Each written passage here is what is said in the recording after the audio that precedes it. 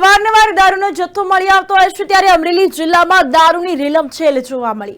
દારૂના રીલમછેલ અંગેનો વિડીયો ભારે રીતે વાયરલ થયો છે તો વડિયાના હનુમાન ખીજડીયા ગામે દારૂની ભઠ્ઠી પર જનતા રેડ જોવા મળી। તો દેશી દારૂની ભઠ્ઠી પર 100 ઉપરાંતના ટોળાએ જનતા રેડ કરી છે તો ગ્રામજનોએ જનતા રેડ ફેસબુક પર લાઈવ કર્યું છે।